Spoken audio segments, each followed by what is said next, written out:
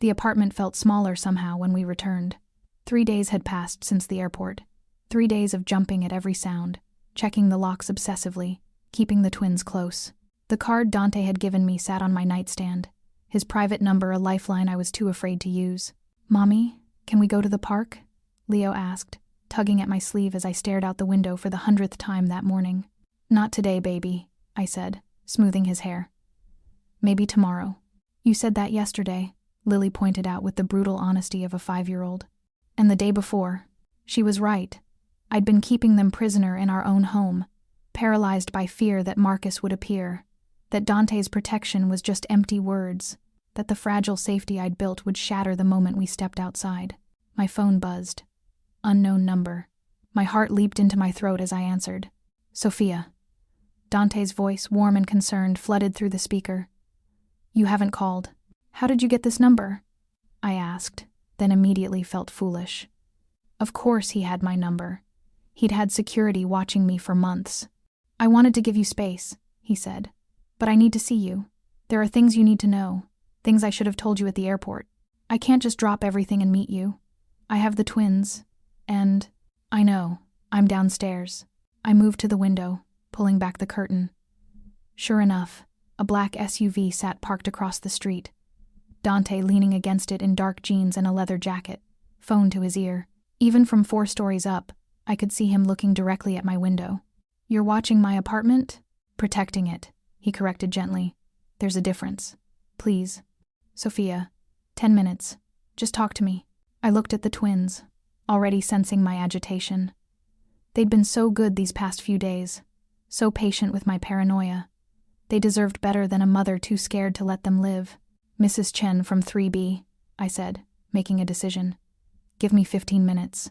The elderly woman was happy to watch the twins, having done so many times before. As I rode the elevator down, my reflection in the metal doors showed a woman I barely recognized. Tired, yes, with shadows under her eyes. But there was something else too. A spark of something I'd thought Marcus had extinguished completely. Anticipation. Dante straightened as I emerged from the building, his eyes tracking my movement with an intensity that made my breath catch. Up close, in daylight, he was even more striking than I remembered. The boy I'd known in Italy had grown into a man who commanded attention without saying a word. "You look exhausted," he said, and before I could protest, he'd opened the SUV's back door. "Please, just sit for a moment. You don't have to go anywhere." I slid into the leather seat, and he joined me, leaving the door open, maintaining that respectful distance. The driver, I noticed, had stepped out to give us privacy. "Marcus filed a custody petition," Dante said without preamble. 3 days ago, claiming you're an unfit mother, that you've kept his children from him." The world tilted. "They're not his children. He has no claim." "I know," Dante said quickly. "I've already had my lawyers pull the petition. It's being dismissed. But Sophia, he's not going to stop. He's obsessed with controlling you." "How did you know about the petition before I did?" Dante's jaw tightened. "I have people monitoring all legal filings related to your name. When his lawyer submitted the paperwork, I was notified immediately. That's not normal, Dante. That's not protection. That's surveillance. In my world, they're the same thing," he said, his accent thickening with emotion. "And right now, your world and mine are colliding whether you want them to or not. Marcus has made you a target, and I can't stand by and watch him hurt you again." "Why?" I demanded, all the frustration of the past 3 days boiling over. "Why do you care so much? 8 years, Dante. We had 3 months together 8 years ago. People move on." "I'm not people," he said simply. "And neither are you." He reached into his jacket and pulled out a worn leather journal, its pages filled with sketches and notes. He opened it to a marked page, turning it toward me. My breath stopped.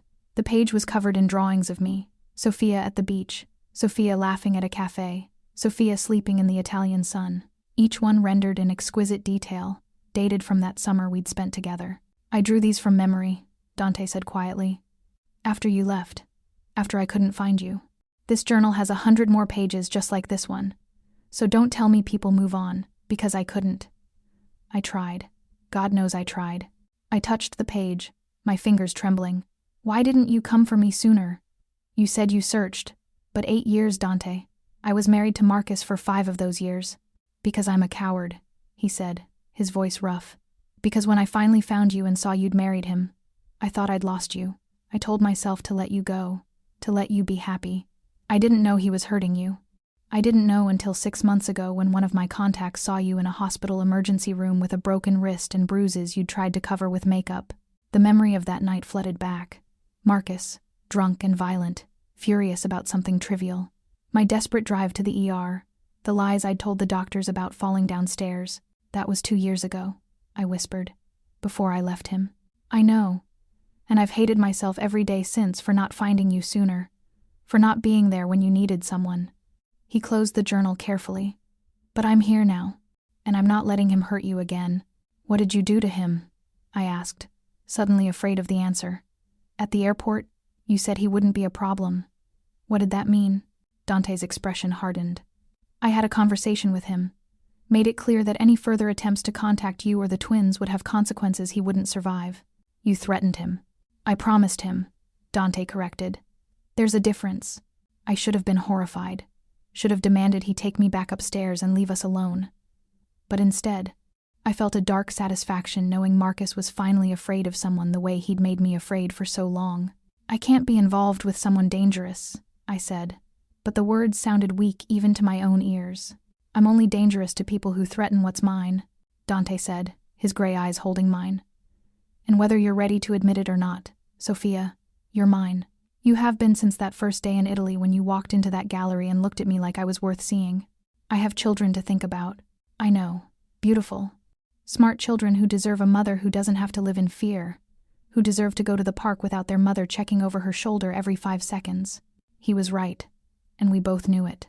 The twins had noticed my paranoia, had started having nightmares about the bad man they'd seen at the airport. "What are you proposing?" I asked carefully.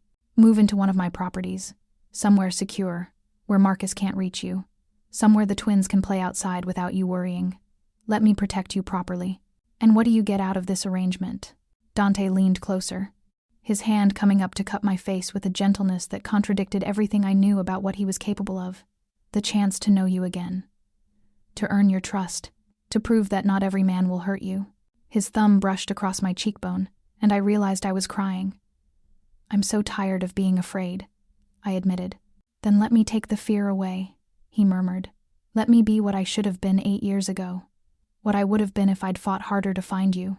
"This is insane," I said, but I didn't pull away from his touch. "I barely know you anymore. Then get to know me. I'm not hiding who I am, Sophia. Yes, my family has connections to things that exist outside the law. Yes, I've done things I'm not proud of. But I've also built legitimate businesses, supported communities, protected people who couldn't protect themselves. I'm not just what the rumors say." A knock on the window made us both start. Dante's driver, his expression urgent. Dante lowered the window. "Sir, we have a situation. The target just entered the building." Ice flooded my veins. "Marcus is here?" Dante's expression went cold, dangerous. "Stay in the car," he ordered, already moving. "The twins." I started to climb out, but his hand on my arm stopped me. "Antonio," Dante said to his driver, "get her upstairs. Stay with her and the children. No one gets past you." "Sir, you shouldn't." "Now," Dante commanded, and something in his voice made even the large, capable Antonio move immediately. We took the elevator up, Antonio's hand resting on something beneath his jacket. When we reached my floor, Mrs. Chen was in the hallway, her face pale. "He said he was your husband," she said to me apologetically. I didn't know what to do. "He's in your apartment with the children." Terror unlike anything I'd ever felt consumed me. I ran for my door, Antonio close behind. It was unlocked, swinging open to reveal my living room in disarray. Lily was crying in the corner while Marcus held Leo, his hand clamped over my son's mouth. "Let him go," I said, my voice deadly calm despite the panic screaming through my system. "Your boyfriend threatened me," Marcus said, his eyes wild. "Made me look like a fool. Ruined my reputation. I'm taking what's mine." "They're not yours," I said, taking a slow step forward. "Leo isn't even biologically related to you. Neither is Lily. You have no claim to them. You're my wife. That makes them my property." "Ex-wife," I corrected. "And children aren't property." Antonio moved to flank Marcus's other side, but Marcus pressed something sharp against Leo's neck, a piece of broken glass from a vase he must have knocked over. "Don't," Marcus warned. I swear I'll do it. My baby's eyes were huge with fear, tears streaming down his face. Lily's sobbing had quieted to terrified whimpers. Marcus, please, I said, hating the begging in my voice but willing to debase myself if it meant my children's safety. You don't want to hurt him. You're not a monster. You made me into this. Marcus spat. You and your new mafia boyfriend. Did you think I wouldn't find out? That I wouldn't make you pay? If you hurt my son, you won't live long enough to regret it, I said, and meant every word. The door behind me burst open. Dante stood there, his usual control completely gone, replaced by cold, lethal fury. Step away from the child, he said, his voice like death itself. Now. Marcus laughed. A high, desperate sound. Or what? You'll kill me? In front of her? In front of these kids? Yes, Dante said simply, and I believed him completely. Something in Marcus's expression cracked. He looked at me, at Dante, at the gun Antonio had drawn, and his bravado crumbled. The glass fell from his hand, clattering to the floor. Leo ran to me, and I swept him up along with Lily, holding them both so tight they squirmed. I'm calling the police, Marcus said weakly. You're all witnesses. He threatened me. No, Dante said, pulling out his phone. You're going to listen very carefully to this recording. He pressed play. Marcus's voice filled the apartment, crystal clear. I'm taking what's mine. They're my property. I swear I'll do it. That's you threatening violence against children? Dante said coldly. You attempted kidnapping, assault, breaking and entering. And I have 3 witnesses, so here's what's going to happen. You're going to sign papers relinquishing any claim to Sophia or her children. You're going to leave this city. And you're going to disappear from their lives completely. And if I don't, Dante's smile was terrifying, then this recording goes to the police, along with evidence of your abuse during your marriage.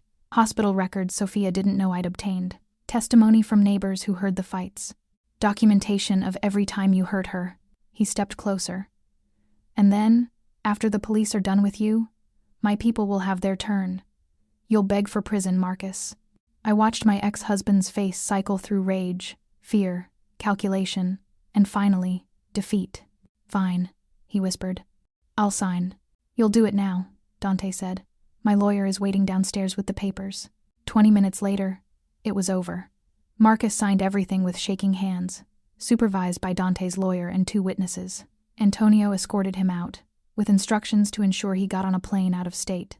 When we were finally alone, the twins exhausted and sleeping in their room after the trauma, I found myself standing in my destroyed living room with Dante, unable to process what had just happened. You obtained my medical records without permission, I said numbly. Yes.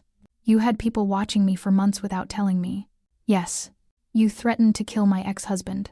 I would have, Dante said quietly. If he'd hurt Leo, I wouldn't have hesitated. I should have been appalled, should have demanded he leave. Instead, I walked into his arms, letting him hold me as I finally let myself break down. 8 years of pain, 3 years of running, and now this terrifying resolution. I've got you, Dante murmured against my hair. You're safe now. They're safe. I can't stay here, I said into his chest. Not after this. This place is ruined. Then come home with me, he said. Not as my obligation, not as someone I'm protecting, as someone I love, as someone I've loved for 8 years, and will love for 8 more. For 80 more if you'll let me. I pulled back to look at him. This dangerous, beautiful man who'd kept me safe when I didn't even know I needed protecting. I'm terrified, I admitted. I know, he said, wiping my tears with gentle thumbs. But be terrified with me. Let me prove that this, us, is worth the fear.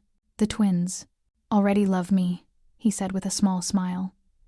Even before today, they were drawing me into their pictures. Did you know that? Mrs. Chen showed me. I hadn't known, but it didn't surprise me. Despite everything, Dante had shown my children nothing but kindness. 1 month, I heard myself say. Trial period. We stay at your place, see how it works.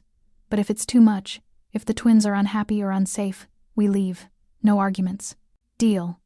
Dante agreed immediately.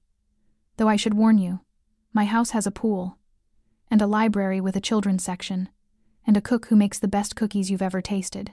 So I'm not too worried about the twins wanting to leave. Despite everything, I laughed. It felt strange, foreign, like a language I'd forgotten how to speak. "When do we leave?" I asked. "Whenever you're ready," Dante said. "Tonight, tomorrow, next week. I'll wait as long as you need." I looked around the apartment, at the broken glass and overturned furniture, at the space that had been my refuge but was now tainted by Marcus's violence. "Tonight," I decided. "Let's leave tonight." Dante's smile was like sunrise. "I'll have my people pack everything. You and the twins just rest." "Dante," I said, as he pulled out his phone to make arrangements. "Thank you, for today, for protecting them, for protecting me." He looked at me with those storm-gray eyes, and I saw the truth there. The love he'd carried for 8 years, the determination to make up for lost time, the promise of protection and partnership. "Always," he said simply. "From now until forever. I'll always protect what's mine." And for the first time since Marcus had broken me, I believed someone's promise. I believed in the possibility of something more than survival. I believed in the dangerous, beautiful hope of love. Dante's estate was nothing like I'd imagined. I'd expected something cold and fortress-like, all concrete walls and armed guards. Instead, we drove through gates, hidden by flowering vines, into a world that seemed suspended between dream and reality. The main house was Mediterranean in style, all warm stone and terracotta tiles, surrounded by gardens that glowed with soft lights as evening fell. "Mommy, it's like a castle," Lily breathed, her earlier terror forgotten in the wonder of the moment. "Can we explore?" Leo asked, already unbuckling his seatbelt. "Tomorrow," I promised, though my own exhaustion was bone deep. "Tonight we rest." Dante carried a sleeping Leo inside while I guided Lily, who was fighting to keep her eyes open. The interior was just as surprising as the exterior. Warm colors, comfortable furniture, children's toys already arranged in a sunlit playroom visible through an archway. This wasn't a bachelor's house. This was a home. "The twins' room is here," Dante said, leading us up a curved staircase. "But there's also the playroom downstairs, and a garden with a swing set. I had it installed yesterday. Before he'd even asked us to move in. Before he'd known I would say yes." The children's room was perfect. 2 beds shaped like race cars, bookshelves full of stories, a mural of dinosaurs and princesses covering one wall. Someone had thought of everything. "Who did this?" I asked as I tucked the twins into their beds. "I did," Dante said from the doorway. "I've been preparing this room for 3 months, since I found you, just hoping that someday, somehow, you'd trust me enough to let me be part of your life." After the twins fell asleep, Dante showed me to my room. It was next to theirs, connected by a door I could leave open. The space was elegant but comfortable, with French doors opening onto a balcony overlooking the gardens. "Your things will arrive tomorrow," Dante said, lingering in the doorway. "But I had some essentials brought in. If you need anything, I'm just down the hall." He started to leave, but I caught his arm. "Stay, just for a minute. I don't want to be alone yet." We sat on the balcony, the night air warm and fragrant with jasmine. For a long time, neither of us spoke. "I killed someone once," Dante said suddenly. "I want you to know that. Before we go any further, you should know exactly who I am." My heart stuttered, but I forced myself to stay still, to listen. "I was 23. A man attacked my sister Maria, tried to rape her. I stopped him, but I didn't stop soon enough. I beat him until he stopped breathing." His voice was flat, emotionless, but his hands gripped the balcony railing so hard his knuckles went white. "The family covered it up, made it disappear, and I learned something that day. That I was capable of terrible things to protect the people I love." "Did you regret it?" I asked quietly. "No," he said, turning to look at me. "I regretted that Maria was hurt, that I wasn't there sooner. But killing him? No, I'd do it again. I should have been horrified, should have grabbed my children and run. But instead, I thought of Marcus holding that glass to Leo's throat, and I understood. In that moment, if I'd had a weapon, I would have used it without hesitation." "Thank you for telling me," I said. "That's it? No questions? No moral outrage? You want me to judge you for protecting your sister when I just watched you threaten my ex-husband and felt nothing but gratitude?" I shook my head. "I'm not in a position to judge anyone anymore, Dante." He moved closer, his hand covering mine on the railing. "You're in a position to demand honesty, so ask me. Whatever you want to know about my life, my family, my business, I'll tell you the truth. How many people work for you?" "Directly? About 50. But the family business employs thousands across legitimate enterprises. And the illegitimate ones? Gambling. Mostly. Some money laundering through the clubs and restaurants. We got out of drugs 5 years ago. My father's one good decision before he died. Do you hurt innocent people? No, Dante said firmly. Never. We have rules, Sophia. Lines we don't cross. Children, civilians, anyone not involved in the life. They're untouchable. And people who are involved? If they break agreements, betray the family, threaten what's ours, then yes, we handle it. He paused. Does that scare you? Yes, I admitted. But Marcus scared me too, and he was supposedly a respectable businessman. At least with you. I know what I'm getting into. Do you? Dante asked, his gray eyes intense. Because I'm not sure you do. This life, Sophia, it's not like the movies. It's complicated, dangerous. You'll always be looking over your shoulder, wondering who you can trust. I've been doing that for 3 years anyway. With me, the stakes are higher. The twins would become targets, leverage against me. Anyone who wanted to hurt me would look at them and see opportunity. The thought made my blood run cold. Then why are you letting us stay? Why put them at risk? Because the alternative is worse, Dante said, leaving you unprotected, vulnerable to Marcus or anyone else who might see you as weak. At least here, you have an army between you and the world. He cupped my face in his hands, and because I'm selfish enough to want you close, even knowing the danger, I leaned into his touch, craving the warmth of human connection after so long in the cold. I'm scared, Dante. Good, he said. Fear keeps you sharp, keeps you alive, but don't let it keep you from living. He kissed me then, soft and questioning, giving me every chance to pull away. I didn't. Instead, I kissed him back, tasting 8 years of longing and loss, 3 years of survival and strength. His arms came around me, and for the first time since Italy, I felt safe enough to let go. The next 2 weeks passed in a blur of adjustment. The twins took to their new life with the resilience of children, delighting in the pool and gardens, charming Dante's staff with their enthusiasm. I watched from the sidelines, still cautious, still waiting for the other shoe to drop. It fell on a Tuesday afternoon. I was in the garden with the twins when one of Dante's men approached, his expression grim. Miss Bennett, Mr. Moretti needs you in his office. Maria will watch the children. Dante's sister appeared as if summoned, her warm smile doing nothing to ease the sudden tension in my chest. Something was wrong. Dante's office was in a separate wing of the house, one I'd been avoiding.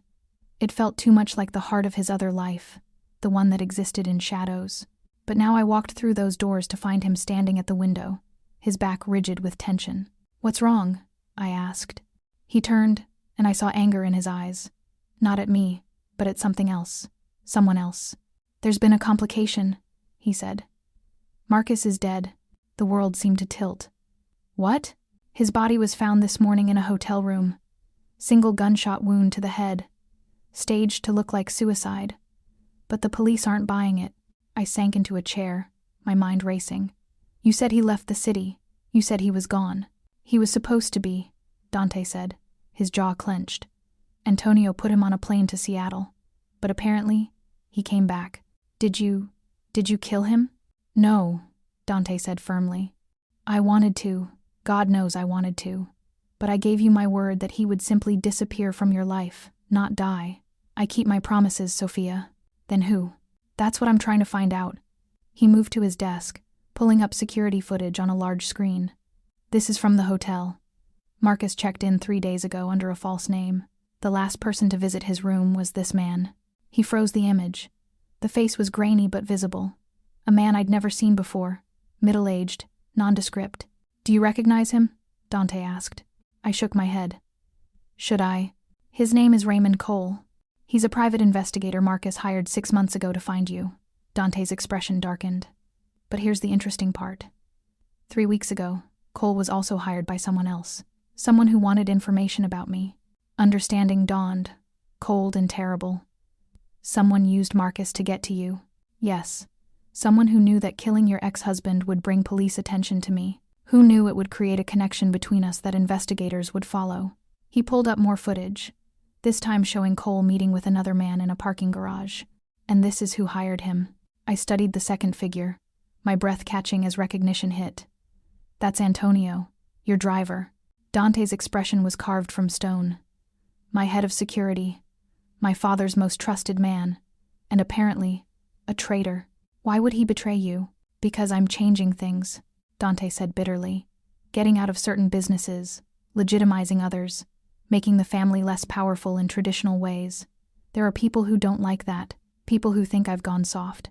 So they killed Marcus to frame you? To create problems for me? To make me look weak and sloppy? To give the police reason to investigate my operations? He closed the screen, his anger barely controlled. And it's working. Detectives showed up at my office downtown this morning.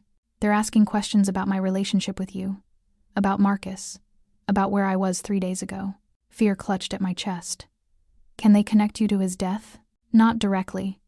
I have alibis, witnesses, security footage showing I was nowhere near that hotel. But the connection between us exists now.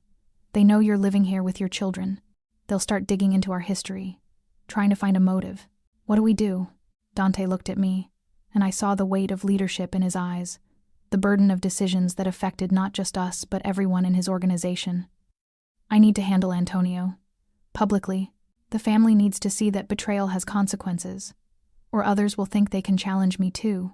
Handle him, I repeated, understanding the euphemism. You're going to kill him. He murdered an innocent man to create problems for me, for us. What would you have me do? I thought of Marcus. Despite everything he'd done to me, shot in a hotel room as a pawn in someone else's game. I thought of the twins, now connected to this violence by association.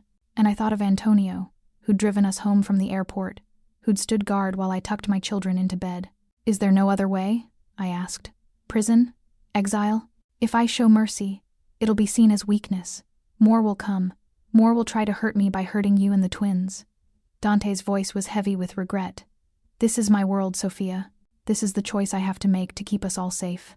I stood, moving to the window, looking out at the gardens where my children played, innocent and unaware. When?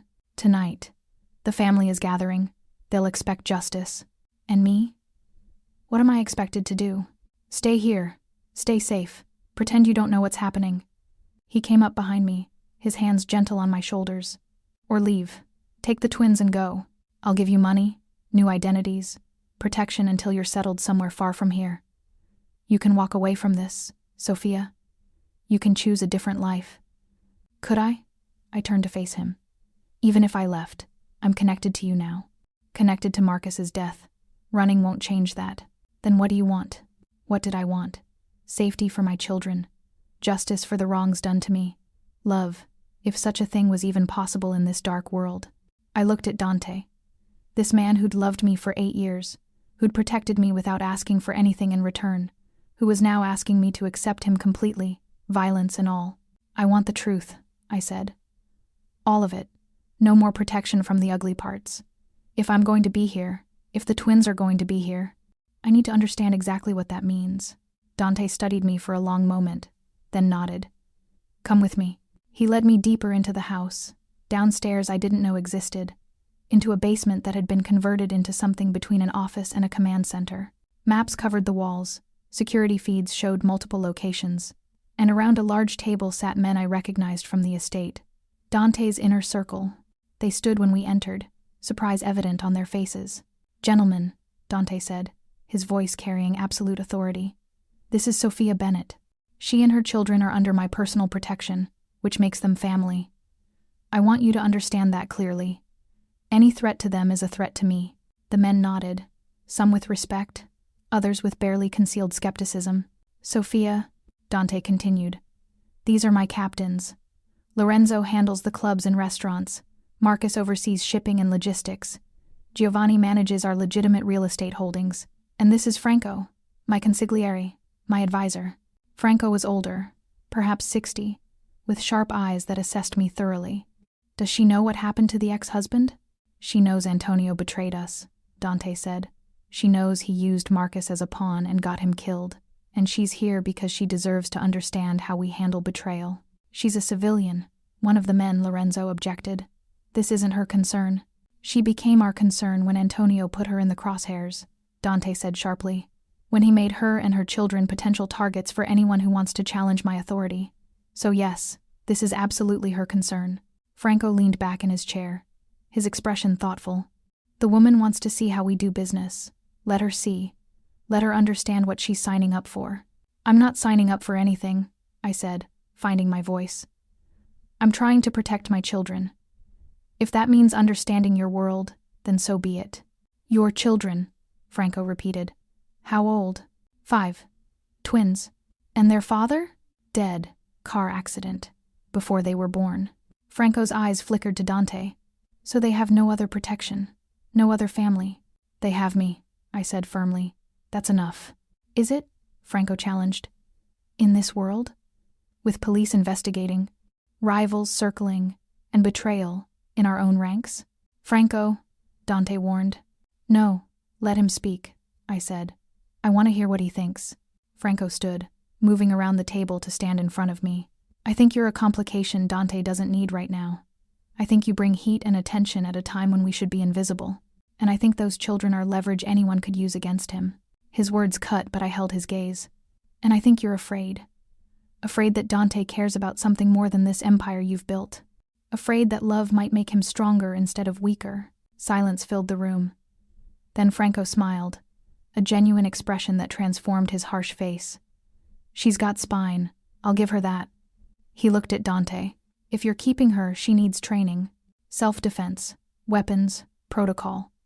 Can't have the boss's woman be a liability. I'm not his woman. I started to protest.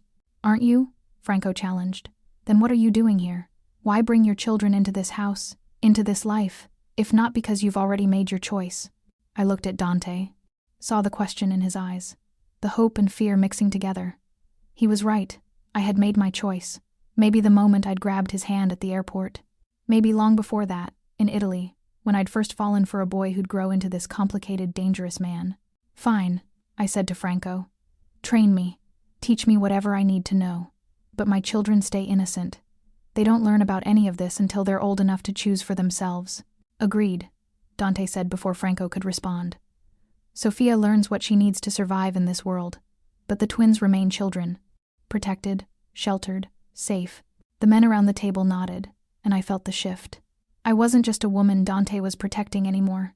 I was becoming part of the family. For better or worse. Now, Dante said, his voice hardening, let's discuss Antonio. They brought him in an hour later. He looked defiant at first, then terrified as he saw the assembled men, as he understood what was coming. Dante offered him a chance to speak, to explain his betrayal. Antonio's reasons were predictable. Money from rival families, promises of power if Dante fell, the same old story of ambition and greed. I watched from the shadows as Dante pronounced sentence. Watched as Antonio begged, pleaded, promised information if they'd spare his life. And I watched as Franco, not Dante, carried out the execution with a single efficient shot. Afterward, in the silence that followed, Dante found me on the balcony outside the meeting room. I was shaking, the reality of what I'd witnessed crashing over me. I'm sorry you had to see that, he said quietly. You didn't pull the trigger. It was my order, my responsibility. The blood is on my hands either way. I turned to face him. This man who'd carried such violence while still being capable of such tenderness. Does it ever get easier? No, Dante said. And the day it does, I'll know I've lost my humanity completely. I stepped into his arms, needing his warmth to chase away the chill of death. I don't know if I can do this. Live in this world. Raise my children here. Then we'll find another way, Dante said, his arms tightening around me. I meant what I said. I'll give you everything you need to start over somewhere else, somewhere safe. And you? I'll stay here, keep the empire running, keep you protected from a distance. His voice broke slightly. I'll love you from afar, like I've done for 8 years, if that's what it takes to keep you and the twins safe. I pulled back to look at him, seeing the truth in his eyes. He would do it, would sacrifice his own happiness for mine, would let me go again, even though it would destroy him. No, I said firmly. We're not doing this again. Not spending years apart, wondering what if.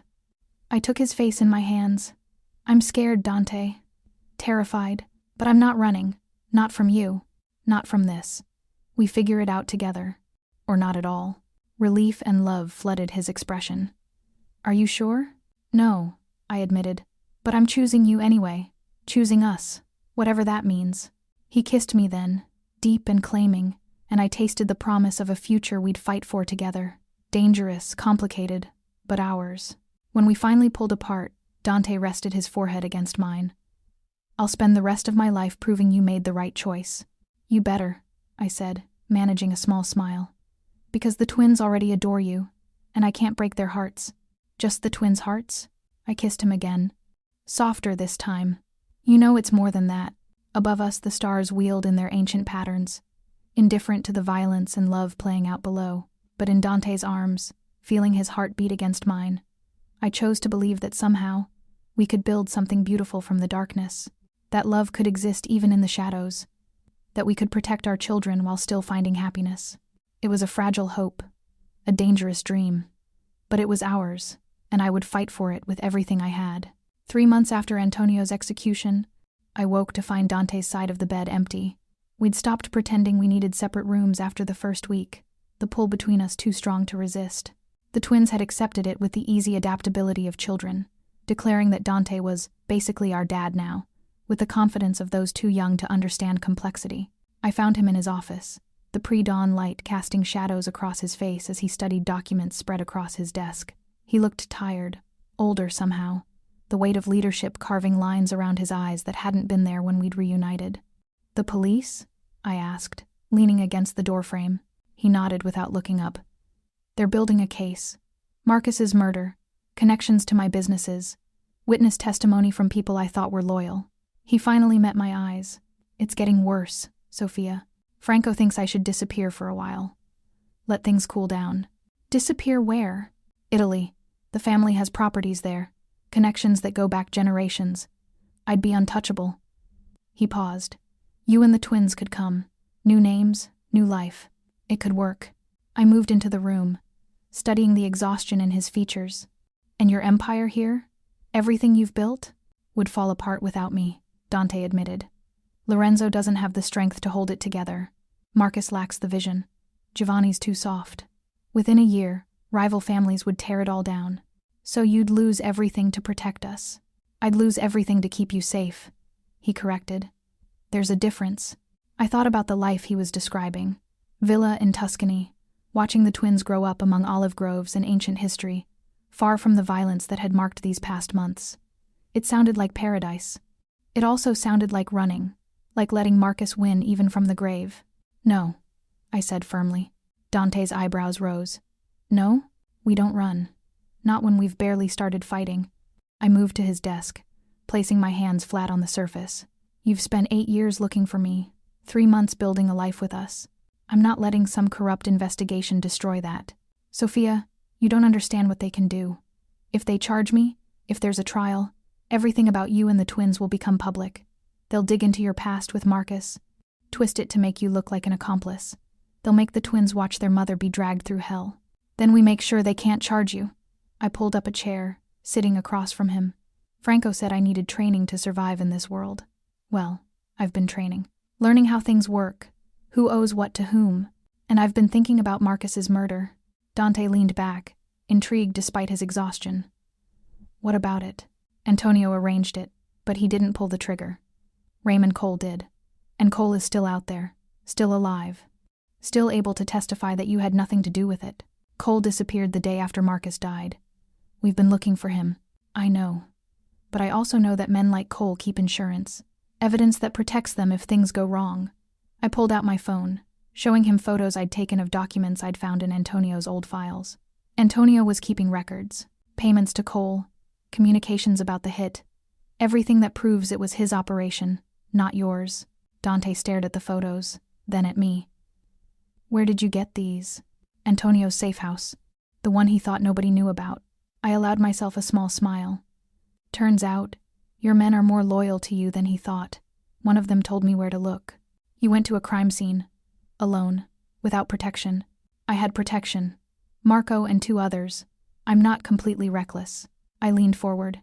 "The point is, we have proof you didn't order the hit.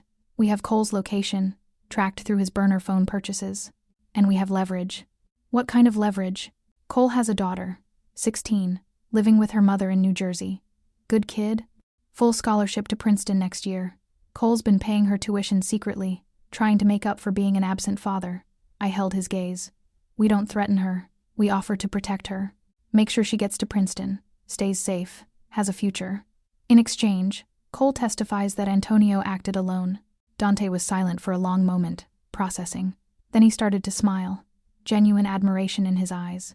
You've been planning this for weeks, since I realized the investigation wasn't going away. I stood, moving around the desk to stand beside him. This is my fight too, Dante. My choice to be here, to build this life with you. I'm not going to stand by and watch it burn because I was too afraid to get my hands dirty. He pulled me into his lap, his arms tight around my waist. You're supposed to be the innocent one, the civilian who keeps me human. I'm a mother protecting her children, I corrected. There's nothing innocent about that. You taught me that when you dealt with Marcus. Now I'm using the lesson. Franco's going to love you even more, Dante murmured against my hair. He's been saying for weeks that you're wasted as just my woman, that you should be involved in strategy. I am involved in strategy. I'm strategizing how to keep the man I love out of prison. I turned in his arms to face him. But I need you to trust me. Let me handle Cole. Let me prove I can do this. The conflict in his eyes was painful to witness. Every instinct he had screamed at him to protect me, to keep me separate from the violence of his world. But he was also practical enough to see that my plan could work, that sometimes the best weapon was someone the enemy didn't see coming. On one condition, he said finally, Franco goes with you. He oversees the whole thing. At the first sign of danger, you extract. Deal. The meet with Raymond Cole happened in a diner in Newark, carefully chosen for its public nature and multiple exits. Franco sat 2 booths away, reading a newspaper but watching everything. 2 more of Dante's men were outside, engines running. Cole was smaller than I'd expected, nervous and twitchy as he slid into the booth across from me. He'd aged badly since the photo in Antonio's file, stress carving deep lines around his mouth. You're Moretti's woman, he said, not bothering with pleasantries. I'm Sophia Bennett, I corrected, and I'm here to offer you a way out. Cole laughed, bitter and harsh. There's no way out. I killed a man for Antonio. That makes me a murderer. Moretti's going to have me killed whether I testify or not. Dante doesn't kill innocent people, I said calmly. And you're not entirely guilty. Antonio forced you, didn't he? Threatened your daughter if you didn't do what he wanted. Cole's eyes widened. How do you? We know about Emily. About Princeton. About how hard you've worked to give her opportunities you never had. I slid a folder across the table. Full scholarship, housing included, plus a stipend for books and expenses, guaranteed protection from anyone who might want to use her to get to you, and a new identity for you after you testify, far from here, where you can start over. He opened the folder with shaking hands, reading the documents inside. Why would you do this? Because I believe people deserve second chances. Because I know what it's like to be trapped by someone else's violence. And because your testimony can stop innocent people from being hurt by a corrupt investigation. I leaned forward. Antonio is dead. He can't hurt Emily anymore.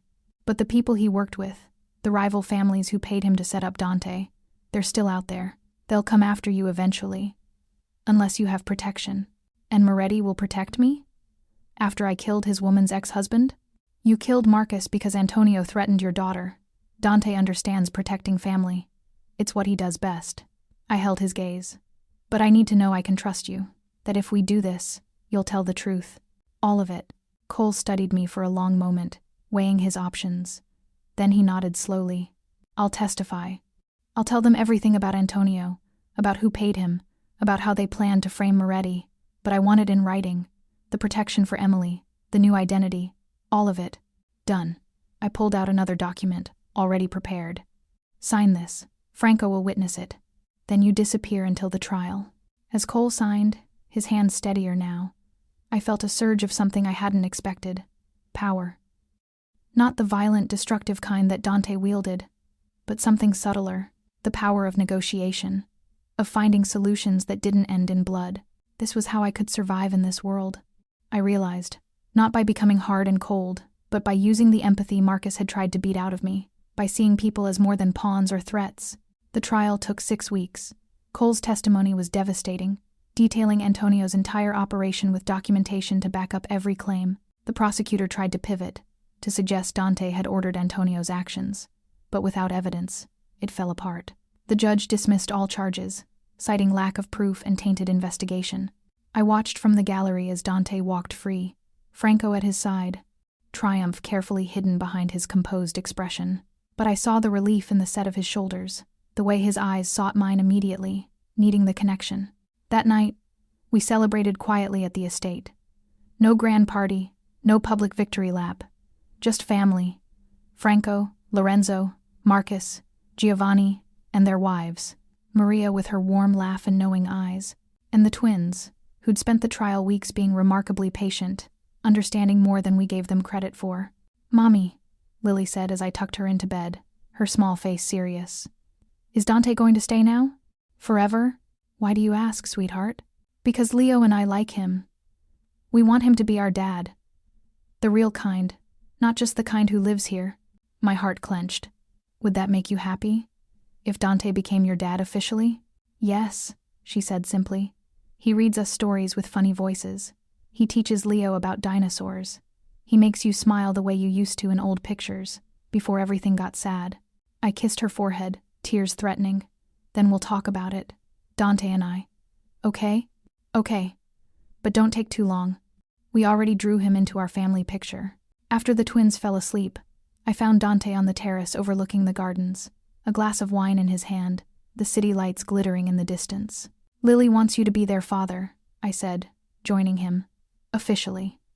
Dante's hand tightened on the glass. "And you? What do you want?" "I want what I've wanted since that summer in Italy," I admitted. "A life with you. A real one, not built on fear or necessity, but on choice." I took the glass from his hand, setting it aside so I could face him fully. "I want to marry you, Dante Moretti. Not because it's practical or safe, but because I love you. Because I've loved you for 8 years, even when I tried to forget." His hands came up to frame my face, his touch reverent. "You know what you're agreeing to. This life, this world. The danger never completely goes away." "I know, but the danger in my old life didn't go away either. At least here. I have someone fighting beside me instead of against me." I placed my hands over his. "Besides, I'm pretty good at this now. Franco says I have instincts." Dante laughed, the sound rich and full. "Franco says you're terrifying, that you negotiated with Cole better than he would have, and he's been doing this for 40 years. So is that a yes? Will you marry me?" Instead of answering, Dante kissed me, deep and claiming, tasting of wine and promises. When we finally broke apart, he was smiling, genuine and unguarded in a way I'd rarely seen. "I've been carrying this for 3 months, he said, pulling a small box from his pocket. Inside was a ring, vintage and beautiful, a sapphire surrounded by diamonds.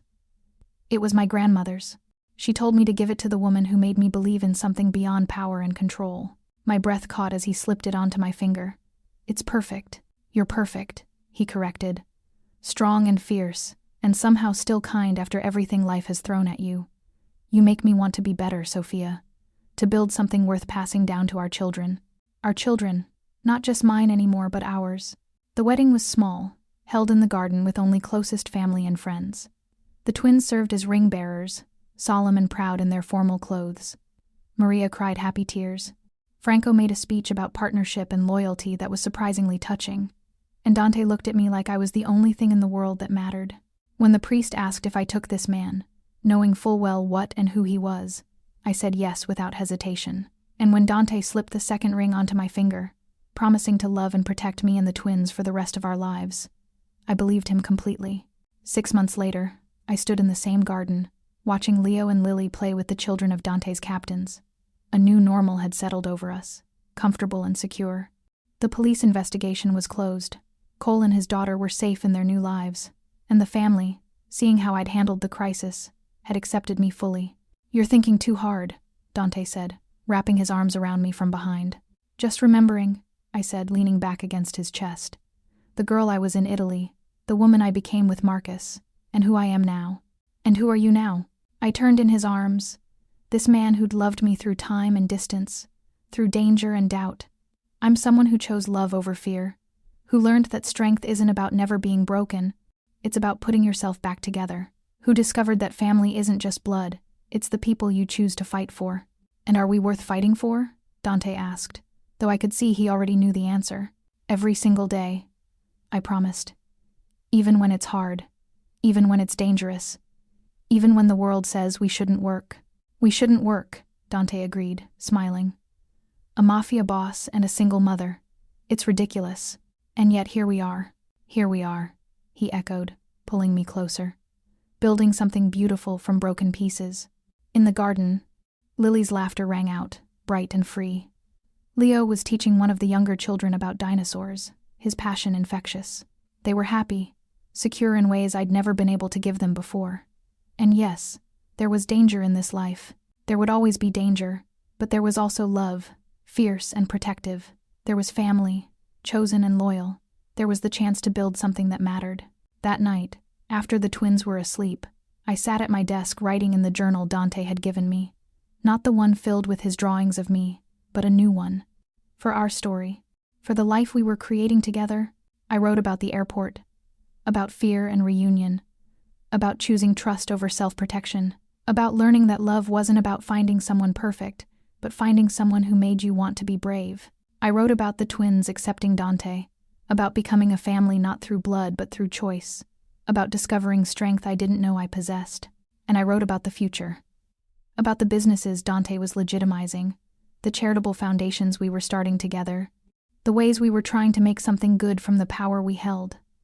It wouldn't erase the violence of the past, the darkness that would always shadow this life, but it was a start, a promise that we could be more than what we'd been forced to become. Dante found me hours later, still writing. He read over my shoulder, his hand gentle on my back. "You're writing our story," he observed, "so the twins can understand someday why we made the choices we did, how love can exist even in impossible circumstances." I set down my pen, looking up at him. "Do you think they'll forgive us? For bringing them into this world? I think they'll understand that every choice we made was to keep them safe, to give them a chance at happiness." Dante pulled me to my feet, leading me to the window where we could see the city lights. "And I think they'll know what it means to be loved so fiercely that someone would fight the whole world to protect them." We stood there in the quiet darkness, two people who'd found each other against all odds, who'd chosen love when logic said to run. The road ahead wouldn't be easy. There would be challenges, threats, moments when the weight of this life felt too heavy to bear. But we would face them together, bound by something stronger than fear or obligation. We were bound by choice, by love, by the family we'd built from fragments and hope. And that, I'd learned, was worth any price. The twins were 8 when they finally asked the hard questions, old enough to understand complexity, young enough to still believe in the possibility of redemption. We sat them down in the garden where Dante and I had married, the 3 years since that day having softened the rough edges, having proven that our love could survive and thrive. "Is it true what the kids at school say?" Leo asked, his voice small but brave. "About Dante? About what he does?" I looked at my husband, seeing the fear in his eyes, the terror that our children would see him as a monster, that the truth would destroy the family we'd built. "Yes," I said, "because we'd promised them honesty. Some of it is true. Dante's family does things that exist outside the law, things that can hurt people. But he protects us," Lily interrupted. "And he protects other people too. People who can't protect themselves." "How do you know that?" Dante asked gently. "We listen," Leo said. "We hear you talking to Franco about the families you help, the businesses you keep safe. We know you're not perfect, but you're trying to be better." Tears stung my eyes. When had my babies become so wise? "I am trying," Dante said, his voice thick with emotion. "Every day, I try to be the man your mother deserves, the father you deserve, but I've made mistakes, done things I'm not proud of, and I need you to know that." "Everyone makes mistakes," Lily said with 8-year-old certainty. "The important thing is trying to fix them. That's what you taught us." Dante pulled them both into his arms, this man who could order death with a word but who cried openly at the thought of losing his children's love. And I watched, my heart full to breaking, understanding that this was what redemption looked like. Not perfection, but the daily choice to be better, to love harder, to fight for the people who mattered. We weren't a perfect family. We never would be. But we were ours, built on honesty and choice and fierce protective love. And that was enough. Thank you so much for watching until the end. If you loved this story, check out the other videos on your screen now. I think you'll really enjoy them. And don't forget to subscribe if you haven't already. See you in the next story.